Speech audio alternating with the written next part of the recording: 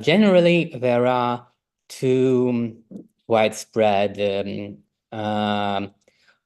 versions of looking at the late Soviet cinema. The nostalgic one, that this was the time of like good, kind films, which is of course strange because when you look at the films of Rязанов, for example, they're not really very kind, though they often spoke about it like this way. And the other is more snobbish one. And actually, if you go into the personal history,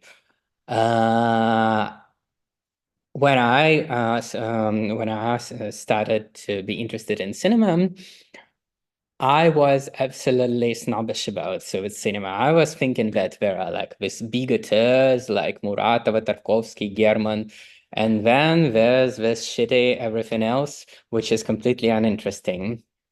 And then somehow I found out that this everything else is very, very interesting. And it's very strange that you can't, that when you really start seriously looking into this well-known or not very well-known Soviet films of the 70s, you can't really watch them as you do watch normal mainstream movies and normal art house movies, whatever, normal art house movies, etc. There's something very strange in them, and there's something wrong with them. They are messy. They are sometimes completely illogical. They are somehow screwed up, and at the same time, they are very subtle. They speak about things that can't be spoken of directly. And most of the people who do write about late Soviet cinema somehow ignore this peculiar nature of those films. And strangely enough, looking around, the closest to my perception of the films of the era, the closest version of it, I found in a very small essay by the philosopher Oleg Ranson. It was called something like "Несостоявшееся кино," except that Ranson hates everything that I love. And his statement is that, like, there were the Soviet grand styles, the avant-garde cinema, the Stalinist grand style, the Furor cinematography, this new wave, etc. And then there was a total decline, and that this late Soviet films are just very bad art, that they're full of inconsistent dialogues, unnecessary objects, strange movement, that is just bad cinema. And he even coins a term for its aesthetics. He says that it is убогость. That's what I translated as squalidness, but it's not quite quite a good translation, but whatever. And yeah, I think that somehow Aronson gets something, though he gets it as something hateful. And he says that like bigoteurs like Muratova, German, they worked with the squalid aesthetics, but that the core of this aesthetics itself is just bad movies. And again, a couple of years ago, another philosopher, Katie Chukhrov, wrote a book that's called Practicing the Good.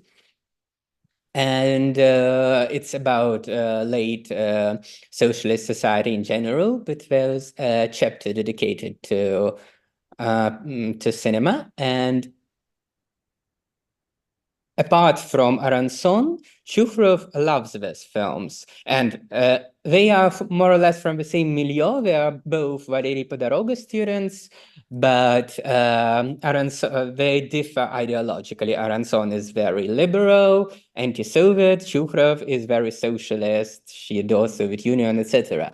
But strangely enough, her approach is a bit similar, because she calls that kind of film non-cinema. And she states that they are non-cinematic, that they are also bad from the normal point of view of, I don't know, a person who watches Gadar or something. And in this badness, in this non-cinematic quality, they somehow grasp something of a social sensibility. And of course, I don't think that late Soviet films are bad.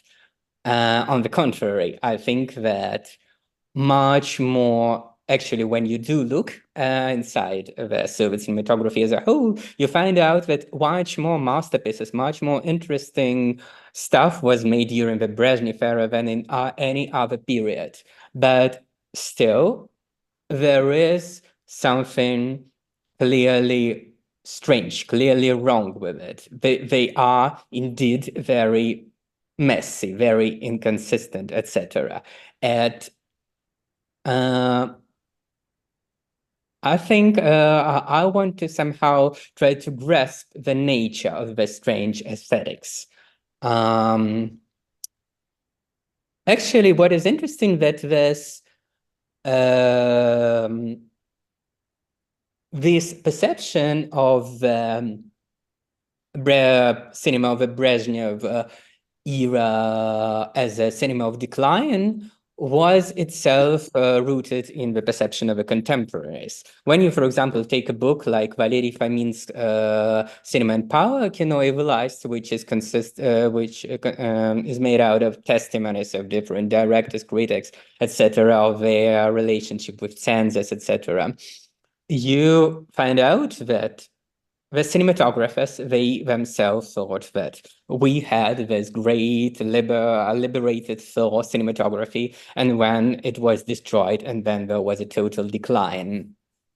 Still, they made those. For many of them, actually, the 70s were the best period, but still, they thought of it as the worst. And it is interesting. And there are several more curious aberrations which we can look in. Like, for example, when we try to grasp what the cinematographers thought of the era, we often find out that they stated that in the period after the 1968, the cinematographers were forced to make rightful ideological statements, that they could no longer express themselves in a fully natural way, that they have to permanently correspond with some party statements, etc., that they had to make agitational movies. And huh? Oh, hey, Ainsley. It was a complete aberration, because you can look in the, for example, when you look into the Thor cinematography, the Khrushchev period, you actually can find a lot of pretty consistent ideologically and decent in quality films. Like there are good ones, there are bad ones, but still they could do it. In the Brezhnev era, it's very, very complicated to find such a film. Then one tries to make an ideologically rightful film, something goes absolutely wrong. And like my favorite example is we discussed with Nastya a little bit, is the film Семья Ivanovых, the Ivanov family, which was shot by the director Alexei Saltykov. And by the scenario, by the script of Yuri Nagibin. And it is interesting because they were already a coin tandem, and in 60s they made several very officious but quite decent movies, like, for example, Председатель, the head of a collective farm, or Director, the director. So they were the guys who knew how to do it. And in the 70s, I think it's 1974 or something. They try to make such a movie. And Семья Ивановых is a film about how a very good proletarian family are trying to re-educate a vagabond hippie young man who just falls in love with their daughter, and he's like, I want to be free, I don't want to work, etc. And they try to make a normal proletarian out of him, and of course they succeed. And the head of the family is played by Alexei Rymnikov, the famous Thor actor, etc. And besides even that the plot is quite stupid, what happens there is absolutely unbelievable. It's a complete mess. You can't really. It's for me, it's like the best worst Soviet movie, like Tony Wise's The Room or something like that, because you found for some reason it turns out to be absolutely impossible to produce a rightful ideological statement in cinema in 1970s. Everything falls apart. And okay, this is just an example of a bad film, but somehow when the directors tried to make good and succeeded in making a good film about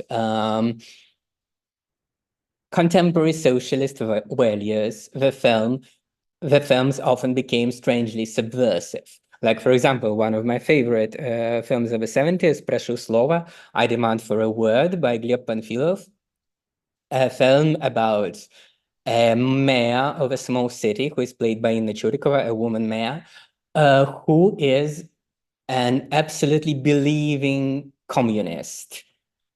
And during the film, it turns out that such a figure, such a person, is absolutely in conflict with all the society, with all the that there is no place for a real communist in the present day Soviet life, that he's perceived almost like a monster. And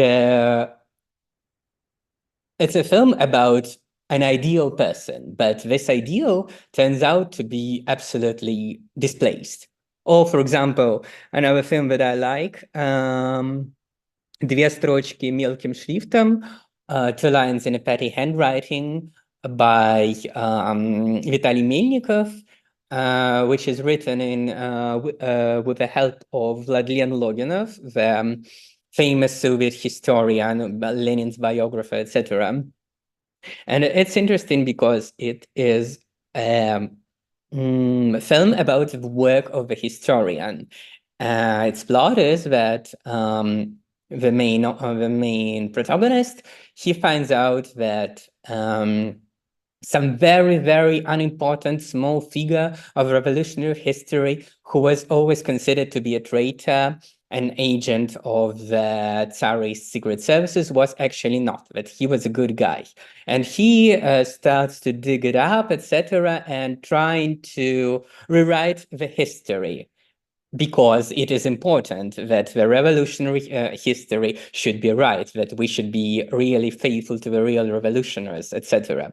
But it turns out that no one wants him to do this. His colleagues, his family, families of different old Bolsheviks, etc. They all say, we have a narrative, let's stick to it. Let's decide that this guy was a traitor because we don't want to mess up with the past. And this hero who perceives the revolution seriously, he becomes an absolute outcast. No one wants him to do his thing. And again, this is no critique of the Soviet regime. This is a film that is trying to be a good a film about Soviet ideals, but it turns out to be absolutely subversive. And this is very strange because we have two versions of the ideologically consistent movie. Either it speaks about something that is that an ideologically correct thing we should not speak about. Either it is completely in shambles, and And this is the problem, which is very much connected with the problem of censorship. Again, because in the late 1960s, after the 1968 precisely, the censorship became rougher than in any time of the Soviet period, even rougher than in the Stalinist era. And but what is important is that when you look at the memoirs, etc., you can often find the statement that it was somehow totalitarian or penetrating machine of oppression. But the fact is that it was not, that it was absolutely chaotic. And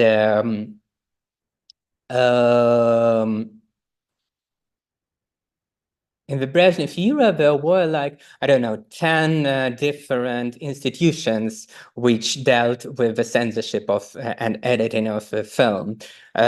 Different commission, ministries, etc. The scenario, the rough cut, the final cut, they were reviewed and changes were made, etc. And all these institutions were often in conflict because everything they often wanted some completely different changes to be made. One institution banned something and the other accepted it, etc., etc. So the process of filmmaking for the directors was often the process of intriguing between these institutions. And the thing is that in earlier periods, there was constantly shifting, but more or less consistent ideological dogma. The censors at each period, they more or less knew what they were searching for. In the Brezhnev era, such a dogma didn't exist because ideology became very inconsistent. It was very rigid in terms of the rhetorics and absolutely chaotic in terms of its of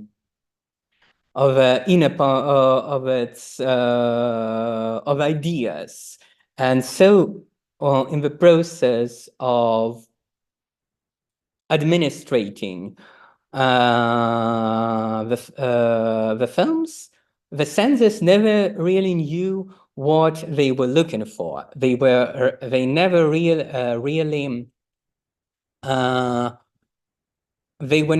searching for some particular that or the other thing, or they never really wanted this or the other message to be executed in the film. So one second.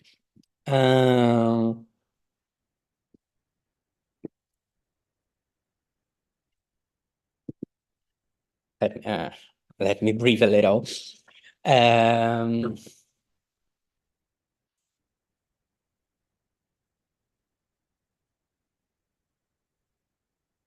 So this meant that everything, absolutely everything, and the most straightforward, the most idealistically socialist statements may be found conspicuous, may be found suspicious, may be found illogical, etc., and that they may be banned. And because everything is suspicious, precisely everything is a bit subversive. And precisely because of this, an absolutely subversive film could somehow strangely come out. Like, for example, a biednym gusarze zamówić słowa, say a word for the poor hussar, by one of my favorite works by Ryazanov, which is a film about the Nikolai I era, post-Decabrist time, and it's a completely obvious allegory of the Brezhnev era with the KGB, etc. And it just for some reason it came out, and some absolutely clearly socialist films would be banned, and some clearly absolutely good-willing directors were more or less expelled from the process, like, for example, what happened to Marlen Futsiev. And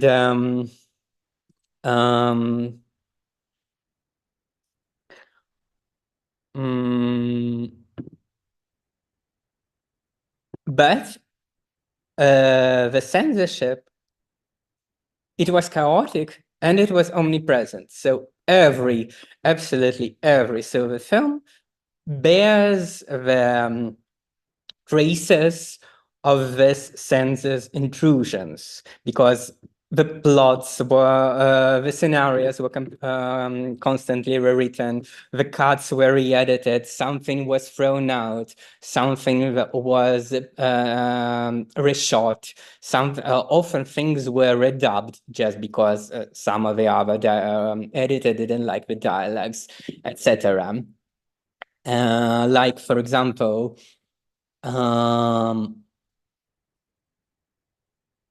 there's one of my favorite, absolutely favorite Soviet films, The Mysterious Wall, Таинственная стена by Irina Pavlovskaya. It's shot, it's in 1968, so it's precisely the end of the thaw and the beginning of stagnation, and it's a science fiction movie about, which is a little bit press-stalker and press-hilarious at the same time, about some extraterrestrial phenomena appearing in Taita, the wall, which creates a certain zone around it and produces some hallucinations to the scientists, which are trying to explore it, etc., etc. But what is interesting, that it was actually shot as a comedy, as a spoof of the science fiction genre.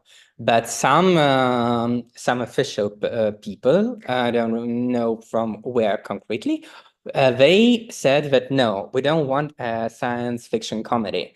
And a new scenario was written over an already made film, and new dialogues were written over already existing ones. And this somehow emerged one of the most surreal Soviet science fiction films. And it precisely tells the story of how people try to get in contact with something in the outer world, some extraterrestrial something, and they can't really get in contact between one another and with themselves, etc., etc. So it became really a metaphor for emergent stagnation sensibility, which was completely unwilling both by the state and the authors. So precisely these intrusions, they are, on one part, they are the very thing that made the films so strange, because they often create this feeling of loops, raptures, their logical omissions, their that something strange is happening. And when we somehow learn to watch the Soviet cinema, we could often guess that, wow, here is obviously here was something else, or obviously here was something that is missing, etc. But precisely this a bit paranoiacal attitude from the state, it through years, it made the authors and the directors to develop a certain way of a certain language, a certain way of expressing, because when you can't say things straight, you create a very elusive manner. When you know that everything is under suspicion, it makes you to make everything a bit double meaning, a bit shading, etc. And it creates precisely this oppression of censorship creates the subtlety of the language of them. And yeah, and again, this has to do not only with ideological matters, not only with the political matters, but more or less with everything, including, of course, their sexuality, because Soviet cultural administration, Soviet censors were very worried by the problem of sexual morale. They were very, very fixated on that. And you can think somehow when you deal only with Soviet cinema, you tend to think that it's like that everywhere that the totalitarian state, more authoritarian state wants to control people in that, etc., and to control their minds and their bodies. But actually, it's interesting. I don't really know much about Czechoslovakia, but for example, if you take DDR, the state itself was much more totalitarian there than it was in the Soviet Union. The oppression of any ideological subversion was much harsher, but in the sexual part, they were much more liberal. And for example, and you can see that in the films, something like, for example, Konrad Wolf's Solosani could come out and become a hit, and you cannot imagine that in the Soviet Union. For example, there was this huge scandal when Andrei Smirnov shot Osin, the autumn, in 1964. And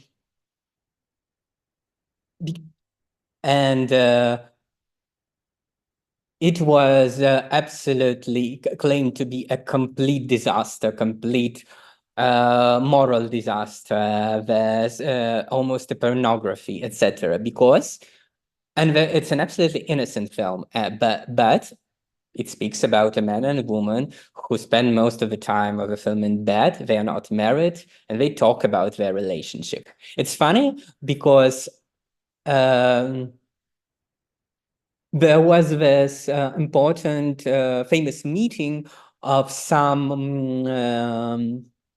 cinematographic council in the 1964, and they discussed new and important films. They discussed Andrei Tarkovsky's Zerkalo, The Mirror, The Autumn, Romance влюбленных, The Lover's Romance by Andrei Konchalovsky, and Самый жаркий месяц, the hottest month by Yuli Karasik. And with the hottest month, it's interesting because it was praised there, and then it was completely erased from the cinematic history. It's a film about the steel workers, which was considered, because it was put to a role of this is a good Soviet film, it was despised afterwards. But actually, it's a very, very good film, very subtle, very visionary. But yeah, it was dispelled, and they still set an example of Konchalovsky, The Lover's Romance, which is okay Soviet film, while The Autumn is horrible. But The Lover's Romance is somewhat very shitty remake of Parapluie Cherbourg of Jacques Demy. And what is funny that there you can actually see a lot of nudity. You can see nude women, and in Autumn you can see nothing. But the sex is problematized. The relationship of the Soviet people with their bodies, their possibility or non-possibility of having a relationship is problematized there, and that's what made it horrible in view of the officious institutions. And what is interesting is that this ideological and this sexual problems are very much intertwined. They are more or less the same problem. For example, there's a film that is a very good illustration here, I think, which is called «Время отдыха с субботы до понедельника», holiday time from Saturday to Monday. It's a film by Igor Gulin, and it's also like Semya Ivanova, like the Ivanova's family. It's based on Yurina Gibbon's plot, and it's a film about a middle-aged couple. She's played by Alla Demidova and he by Vladislav Strzhelik, who are very well off, very successful Soviet intelligentsia, they're scientists, etc. And they take a holiday, go on a boat cruise, and yeah, they're very successful, but they loathe each other, especially the wife hates the husband because he more or less, she was in love with his friends, this romantic, wonderful, perfect young man who supposedly died in the war, and her husband was his friend who forced her to marry him while consolating her, etc., etc. And they go on this boat trip, and they go to the Valam Island, an island where this old Russian monastery. And accidentally, she stumbles on a disabled, no-legged, elderly, shabby elderly man, and she recognizes that he is her love. He's played by Alexei Baltarov, that he is precisely that lost love of hers, and that he's living in a commune of disabled people in the monastery, and they withdraw themselves from this contemporary Brezhnevian world. And she says, "Oh, I found you, come with me," etc. And I loved you all my life. And he says, "No, I have a life here, I'll stay." And that's very interesting because in how this life of that colony of the disabled is pictured, you can see that this is somewhat a peculiar form of communism, and probably the only form of communism imaginable in that old Soviet, late Soviet society, full of compromises, full of all this petty bourgeois stuff, etc. And well, she goes back to her husband. There is a fear that she may commit suicide, but she doesn't. Okay, there's this cathartic feeling. Interesting that Talankin actually rewrote Nagibian's story, and there are two important things he rewrote. Firstly, she does commit suicide in the end in Nagibian's, And secondly, she and that love of hers, the disabled guy, they do have sex in the Gibbon, which is quite disgustingly described. That the Gibbon was a master of disgusting sex in general. And yeah, so the difference is that in the original, things do happen. And in Talankin's versions, actually nothing's really happening. And there's this non-eventness. And this is very important to the stagnation aesthetic in general, to the films in the 70s, because how can we describe this long 70s in general? We can say that it's a time where things did not happen, where nothing could happen. And this is precisely what stagnation is about, because this is a society which is somehow stuck. On one part, it still considers itself to be part of the revolutionary history, of the history of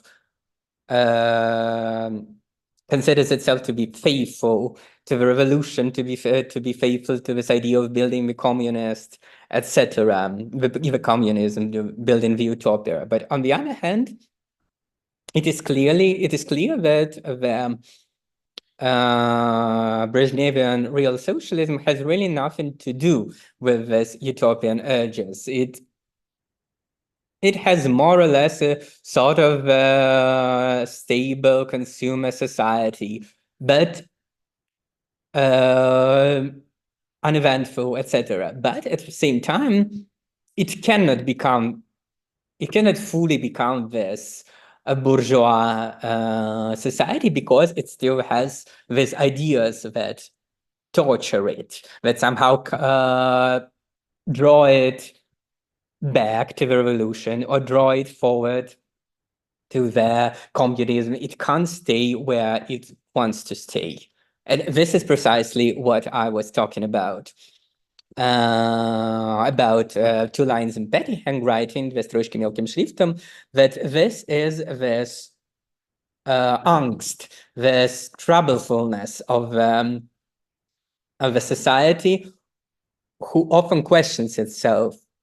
Do I still believe to the revolution, etc.? And a late Soviet subject, an ideal late Soviet subject, let's say like that. It is this this person who is also a little bit stuck, because on one hand he bears this ideal inside of him, which can be described as a communist ideal, or as the ideal of belonging to this great history, with the revolution, with the great patriotic war, with the conquering the space, etc. And on the other hand, he's more or less wants to live his normal life in this uneventful real socialism, but he can't do one thing and he can't do the other thing, and he's permanently in trouble. And more or less, that's what the late Soviet movies show us. They show us this. They reflect this this trouble, and this is, I think, the source of a very peculiar emotional mood in this film, because that's like the first thing that you really notice when you start watching them, that everyone is hysterical, everyone is behaves strangely, everyone behaves stumbled, that people can't really communicate in how people feel like they that is very difficult to communicate with each other. And you can take some absolutely unpolitical films, like you can take Ryazanov and you get them. You can take Tarkovsky and you get this, etc. And the word which describes this emotional state, for me, it is nadrыв. It's a Dostoevskian word.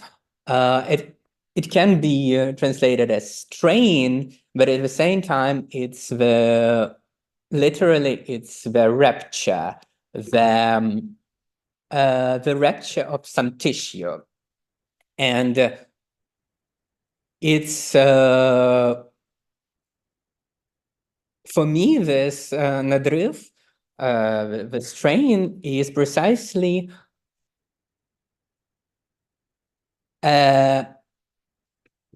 how do you say it? A way of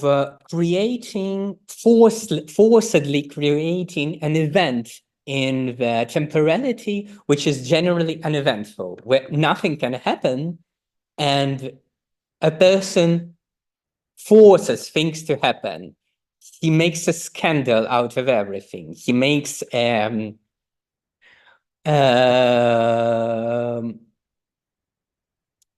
that's the thing, that that ambiguity, that generally in Soviet and Soviet late Soviet films, they are on one hand pretty uneventful, and on the other hand, they have this atmosphere of a constant scandal, and this is the thing. And for example, another important movie here for me is Shahnazarov's Courier, Kren Shahnazarov's, which is shot in the very, very late stagnation era. I think it's 1985. So it's the premise of perestroika almost. And yeah, I think many of you seen it, but still, it tells the story of this young man who's very scandalous, who makes everyone uncomfortable, who provokes everyone, like his his bosses, the relatives, all the elderly, decent people, and usually they tended to set him precisely as the new generation person from perestroika who provokes people from the stagnation. But I think it's completely the other way around, that what he tells them, what he does to them, is that he shows them that in a provocative manner, that he shows them that they lost any ideas. He says, we should build communism. We should think of the great things. And of course, it's a joke. But of course, it points out that no one really cares about anything. And this Protazan, the Sheknazarov's protagonist, he is actually somewhat like a last communist man in a society that completely lost any belonging to the history. And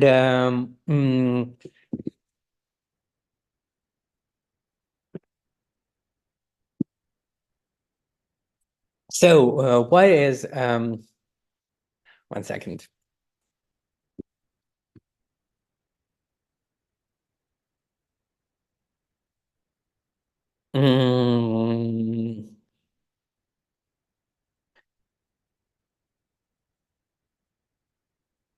What does late Soviet cinema do? It actually plays out this crisis, this situation where every person and the society in whole is stuck and can't live its own comfortable life, and at the same time can't do great things. can't return to this revolutionary utopian history. And this crisis, precisely because it is not only political, but also existential, etc. It penetrates all the spheres of existence. It of course penetrates sexuality, it penetrates art, etc. So the Soviet directors again and again, they play out in different versions this situation. And I think what is interesting in the Soviet cinematic aesthetics, that though it actually emerged from such a crisis. It emerged from the strange productionist situation where the government doesn't know what it's doing, and thus the chaos of censorship, where the artists don't know what they're doing because they want to maybe they want to be real communist, maybe they want to say something important about the society, but they can't, etc. And during this 15 or so years, from the strange unwilling situation as it was in the late 60s, like the situation with the mysterious wall I was talking about, it gradually became a very conscious aesthetics, I think, that many Soviet directors actually performed this sort of aesthetics in crisis, and that's what makes it so fascinating. I'm sorry for the chaotic way of speaking, because I decided to speak without any paper and notes, but that's more or less what I wanted to say. And of course, I said about the DDR cinematography, which I became interested in recently. But I'm very much interested in hearing how this corresponds to the Czechoslovakian cinematography, which I know only in small parts. So yeah, thank you. Thank you so much. This was very exciting. And actually, there is no problem at all in your speaking without paper, I think, because it corresponded to the vibe, like the troubled and the weird vibe of this itself. And I was wondering if it was not a pity that we didn't show screenshots or excerpts from movies, and then I kind of thought, well, we'd have to show everything, like we'd be here for like weeks. Yeah. Because literally, yeah, I hope you've noted the titles of those films, and yeah, you have to just go and to look at those movies and to compare them against the broader known corpus, like the body of the Soviet film, as of what we think when we think about the Soviet film. Because for me, it's a recent and very fascinating discovery as well. This stagnation era cinema.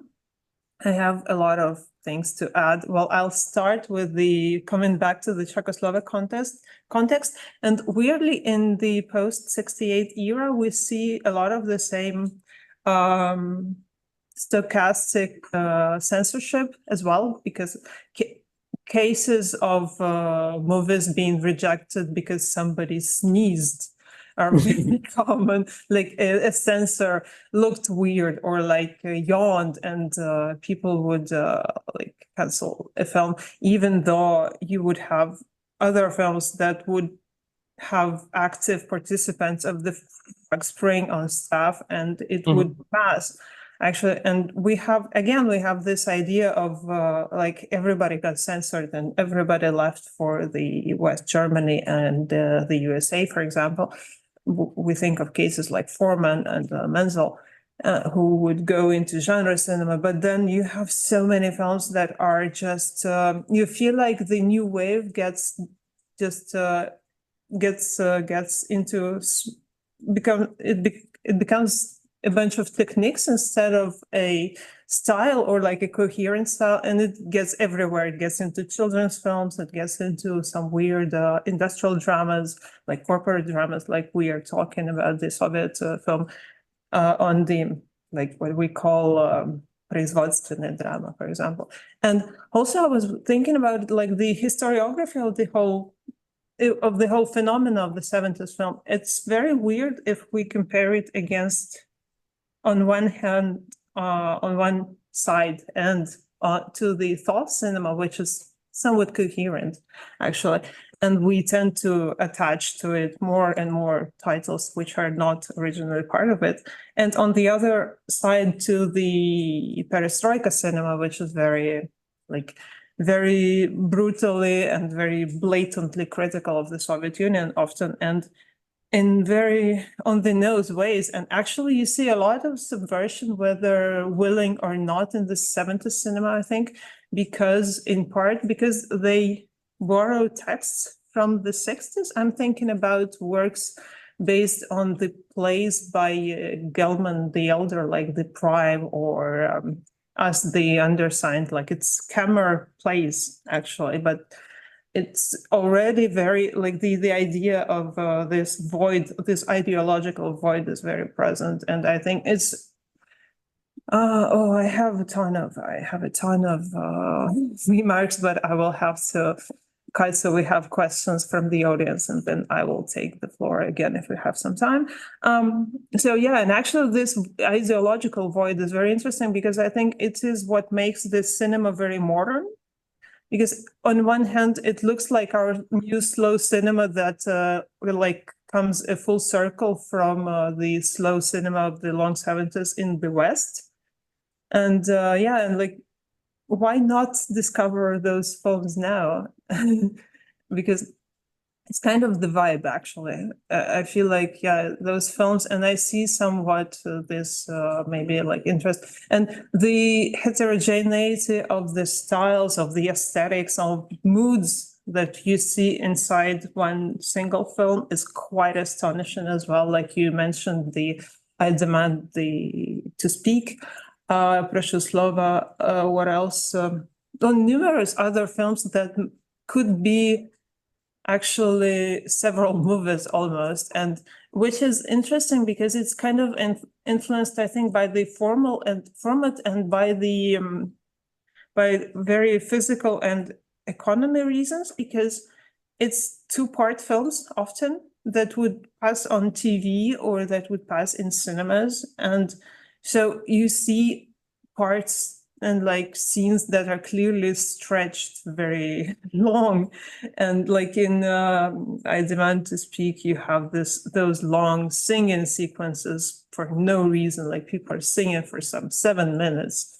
And you see that it comes from this desire to fill in space. But also, I think what we see in the post-68 Czechoslovak cinema, there is also a demand with the closing. It's like, again, the economy explains it a lot, and the politics explain it a lot, the aesthetics, is that with the breaking away from the Western or like friendly country market, often you don't have many films to show and to screen. Actually, that's why you have to produce very quickly those very long films for entertainment value, basically. And of course, that is easy to just fall into absolute sensationalism, like the Mysterious Wall. I watched the Mysterious Wall for the first time, and the other day I was so baffled. It's just, yeah, it's like a swan song of the Thaw era, but then again, you have to make a blockbuster very quickly because the country is closed and the censorship is rampant. And that's why, I was very curious to know that it was conceived as a pastiche comedy, because this is what we have a lot in Czechoslovak cinema. We have a lot of what we call crazy comedies, which are precisely that. And actually, Jonathan Owen will speak about it the next time we meet. Also, what I wanted to say on the mysterious wall, and I stop, I promise. No, I lost it. No, it'll come back. I think so. Yeah, the science fiction comedy. Oh, of course, it is the time. The stagnation is, of course, the time of this petty bourgeois privatization of habits and practices and morals, and what we see with my favorite recent book published in Russian by your dear friend Alexei Konakov, the Бывающий мир, the disappearing world, precisely on this dissolution of the everyday life in the late Soviet Union by just a bunch of weird conspiracy theories, yogi, Bigfoot theory, and then you have the movies like The Mysterious Wall, which is kind of like bringing this very weird and marginal narrative onto the Soviet state-approved screen. And this is, of course, what makes this cinema very unique, because making avant-garde cinema in the 20s or even the 30s against, like, say, the, I don't know, like old arts cliches and genres is one thing, but kind of subverting and working against your own canon from the inside is quite an interesting phenomenon without, I think, any other example of such thing happening. Yes. If you don't have any remarks, maybe we have some questions. I see Ainsley. I was listening to you, and of course, the thing I want to say, oh, if there's that film, which is interesting because of that, etc. But I can go on like that for a long time. Yes, this is I'll make one example, because of what you were saying about two series film and the way the production is affecting the form. There's a film that I like, Vera и Pravda, by Faith and by Truth. It's the last film, Soviet film that Andrei Smirnov, the director of the Belarusian Station and the Autumn, did, and it is a film, an epic, about 3 hours or so, about Soviet architects from the late Stalin time to the 70s, like how they built Vysotkas, and then they tried to begin to build Khrushchevkas, etc., etc., etc. And it, as I understand, it was a little critical of the regime, and because of the theme, it was very, very much affected by censorship. And like the first series, the first an hour and a half is more or less consistent. And then the second, I think that when making the cut of the second part, and Smirnov already decided, I don't want to do anything with that, and it was just sheer chaos. Just, you don't understand what's happening. Something's dying, something burns, something, etc. Just and it's already like the director gave up on the film, and he just put some pieces together. And still, it's absolutely tragic. You want to cry when you see all those burning Khrushchevkas, etc. But you want to cry, but you understand nothing. Yeah, sorry. I don't hear you. Your mic is off. Yes. Yes, is it now on? Yes. Yeah. So yeah, if I can name drop the last Czechoslovak film before we pass to the public, there is a Czechoslovak two-parter, an epic Czechoslovak two-parter on the beginning of the Second World War. It's called The Days of Betrayal, and it is intended to make to look like a praise of the Soviet protection given to Czechoslovakia, but since the people, because of the crew and because of just this desire for an attractive, large-scale, expensive film, it becomes such a camp fest. Like, you have Adolf Hitler surrounded by roses, you have like those chandeliers shown for like 5 minutes straight, and just wonderful tapestries and just, yeah. And it's like, and those are films that, if I'm not mistaken, children would go with their class to watch at the cinema, because it was still a very pro-communist party, Soviet, almost a co-production with the Soviet Union. Yeah, like a very epic war film. So yes, and I will pass the mic to Ensley, please. Igor, привет. Привет. Спасибо. Thank you. This is great. I have a couple of partly formed questions that have to do with, I guess, mostly with periodization. So as you know, I like very much this linking of kind of political and ideological crisis with individual emotional crisis. And I think it's very compelling.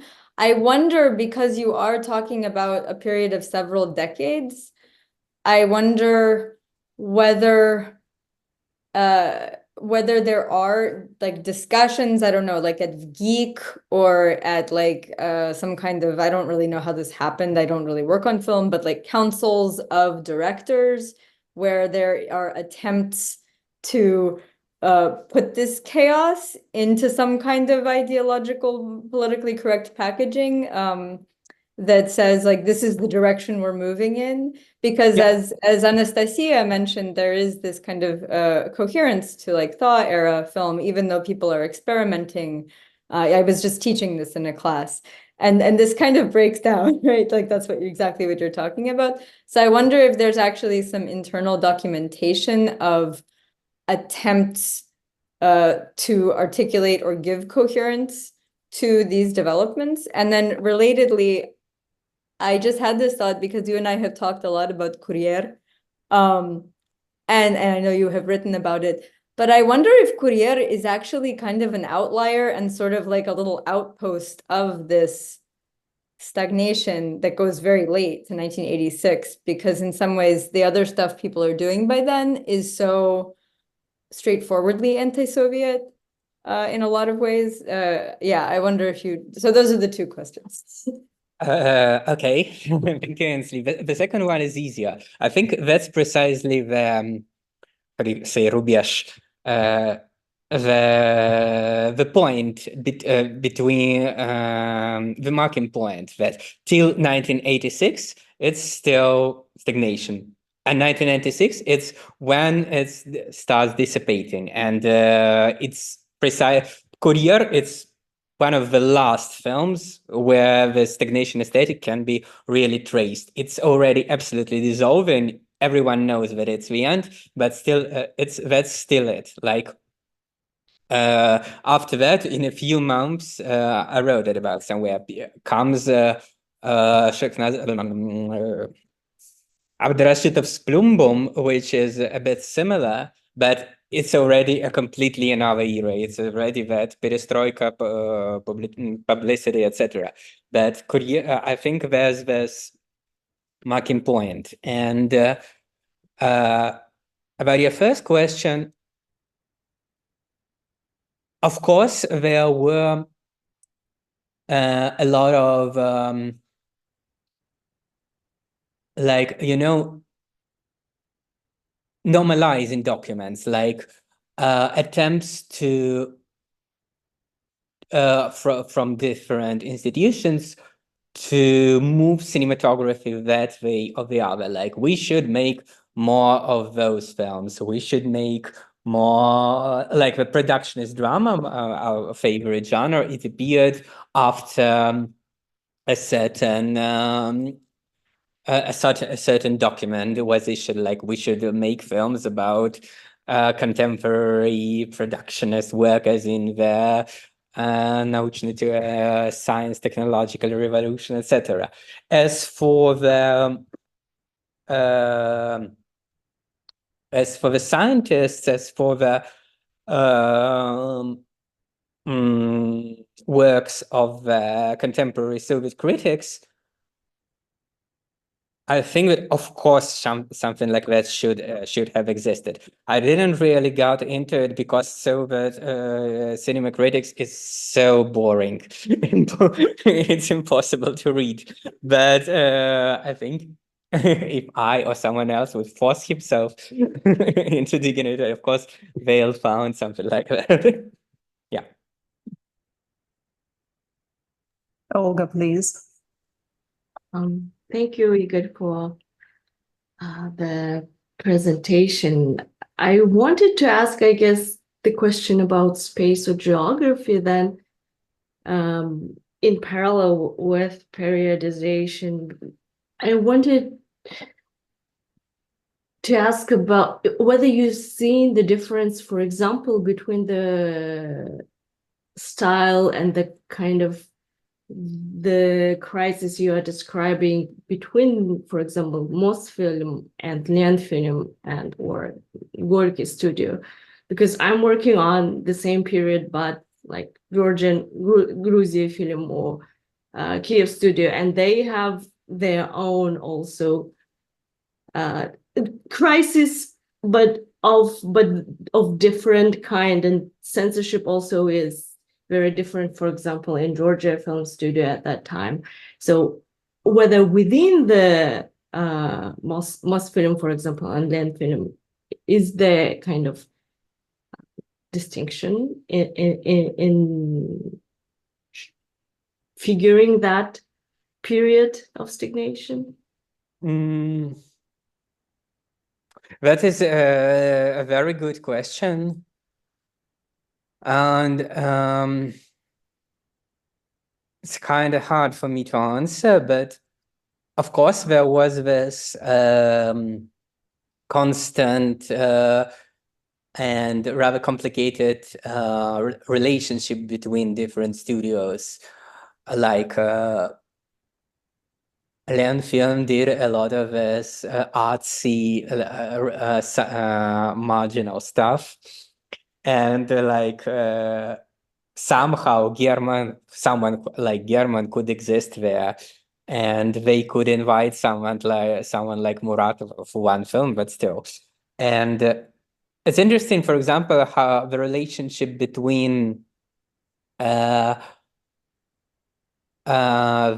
cinema studios and the TV studios, because actually the TV was much more liberal, and it often happened that some directors of project were banned, were excluded from cinema, and they went to television and made their much more subversive stuff on the TV. And something could happen there that couldn't happen in the on the cinematic studios. When again with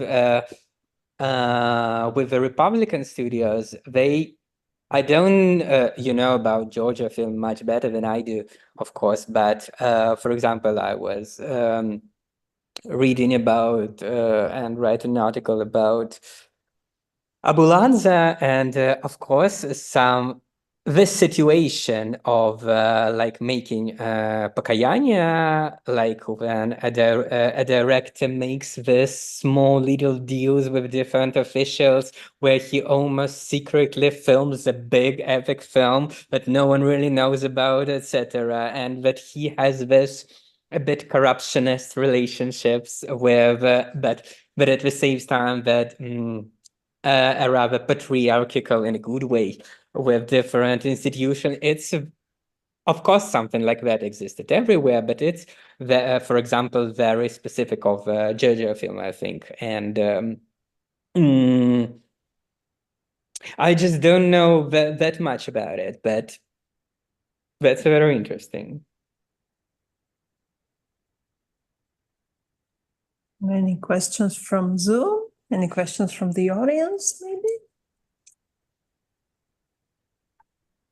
No? None? Well, I'll add some more from myself. So actually what is very interesting is that those films are straying into the world of melodrama, and you mentioned that the like the ideological tensions against the melodrama was very high, because even I'm not a big expert on the writings on the Soviet cinema, but 1976 or 1978 is when the Janina Markulan's Western horror film and melodrama comes out. One of the series, I think she does a book on the police films as well, and she just bashes them very, very old school style. Actually, she is this communist believer, apparently. One of those characters, the revolutionaries, the last revolutionaries. And at the same time, actually, the many films that people are drawn to are clearly melodramas, like the film, I forget what the film was about, the lady who meets the legless love of hers. Время отдыха с субботы до понедельника. There, yes, or like, yeah, and it's clearly you see this, those two models of filmmaking very present, and it is the same for Czechoslovak cinema, even with a nuance. I think that often the films have to be situated somewhere in a past century or like in the Middle Ages for it to be more okay to make it to make a movie, an enjoyable movie, a melodrama movie, or like a love story. But then it is there that you also have, just as you said, you have those subversive elements creeping in. And like in Czechoslovak cinema, there is a film, The Divine Emma, on an opera singer from the Belle Époque period. And she is portrayed like this resistance figure against the very real agents of evil of her time, but everybody in the audience would understand what it meant in the post-68 world as well. So it's at the same, it is a very efficient film, actually, because films like this, they're both entertaining and pleasant to watch and well written, well, except those where directors give up together with the editors. And at the same time, the message is kind of like keeps passing to the audience, and it's not very subtle even. Mm-hmm. Yeah. Yeah, thanks. So the last call for questions, both from the audience here and on the Zoom. We have none? No advice? What kind of films to go watch next? Oh, I like, okay, my last remark. Well, you've mentioned the sexuality aspect and the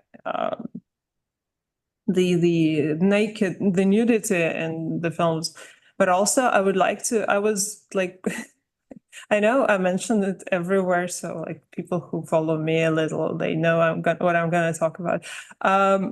There is this cult Soviet film called Aphonia, and I was just so perplexed by the performative femininity of it. It's like it is a cult film. It's a classic film. Nobody says it is subversive.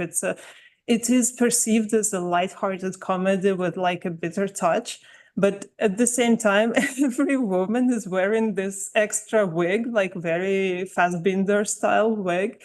Every like situation, the main character is like living, like sharing a flat with this very like domestic oriented older gentleman in a very like tender way. Then you have the scene at the dance, and their boss walks in, and it's a woman, but since she's a boss in Russian, they refer to her as him. So they talk about like, oh, I will have to dance with him all night and like things like that. You clearly see like not even the ideological aspects of it kind of collapsing on itself, but the language itself is failing this high moral communist cinema. Yeah, well, Soviet queer cinema is a big theme. They're like, здравствуйте, ваша тетя. Oh, yeah. Yeah, there is a great tradition, yes, which comes actually from like the vaudeville of those offensive representations of drag persons, or even like, I don't know, they would say at the time like cross-dressing person, probably, I don't know. So like for the comedic slapstick effect, but then you see those things that are not coded at all, and like everybody, like millions, tens of millions of people see those films and love them and are never troubled by it. This is why it's very interesting to see this cinema being much more receptive, I think, of subversion and like on a very low key subversion, much more than, for example, the cooperative cinema of the 90s, early 90s, or like late 80s. Olga, yes, please. So it's probably different direction of the topic, but something that I am curious about. And I've seen a lot of from the peripheries, but not a lot from the actually Mosfilm and Lenfilm and the central studios. And I wanted to ask you if, because this similar, I think, issue of the suspension of belief or crisis of belief is there. And it seems that in the republics, the search is toward national and the past, the history. Whereas with literature, for example, in Russian case, we have a Derivenskaya proza and so on around that time. I was curious if in cinema there is some sort of equivalent of that Derivenskaya proza, a search of the kind of in the context of this crisis of belief in anything, whether there are similar directions, except for Shukshin, I guess, who would be, if there is that kind of direction. I think that really in the Republican cinemas, this was much more effective than it was in the Central Russian, okay, let's call it that way. Of course, there were some efforts to transform the problematics and aesthetics of Derivenskaya proza into cinema. There's Прощание by Klimov, the экранизation of Rasputin's Прощание с матерой. That is a great film. But, well, the case with Прощание, that it's not about the return to the village as a salvation. It's a complete about the disastrous end of the village. Everyone's dying, like Shukshin is, like Karina Krasnaya is. And then there's Siberiada by Konchalovsky, which is somehow a very tricky, officious appropriation of the village prose thematics and village prose style that is it does a bit what you're talking about, but it mingles this почвенничество with state ideology. It's a very rare thing, an exceptional movie, well, but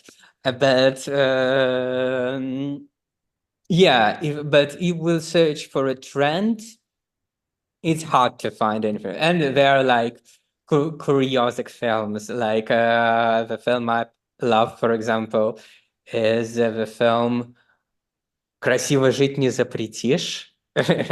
You can't forbid to live beautifully. It's a drama about a modelier who wants to stop the fashion for jeans and return the fashion for Russian traditional clothes somewhere in the early 80s, but it's an absurd trash. But you can find something like that, but you can't find like a whole trend like that. Well, we could have gone forever, but I think we'll call it a day. Okay. Thank you. Thank you, Igor. And